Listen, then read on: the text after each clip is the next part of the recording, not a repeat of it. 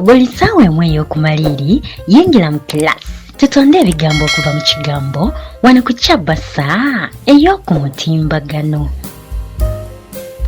Olubereberye Katonda bwe yali atonda ensi yawa omuntu obuyinza okutuuma ebintu byonna amannya era buli kye yatuuma eryo lye lyali erinnya lyakyo, era n'olw'ensonga eyo okuva kwolwo omuntu mutonzi wamu ne Katonda. Kyetuvudde tusalawo tukuleetera akanyomero kano otonde ebigambo okuva mu kigambo katuyamba okuba abayiiya kojiwaze obwongo bwaffe era tuwummuze ku birowoozo nga tusekamu okuva mu bigambo bannaffe bye baba batonze. Kale n'olw'ensonga eyo neyungako wano mu kilasi tutandika okutonda era nga watali kumala budde olwaleero kino kye kigambo kyaffe mu kilasi.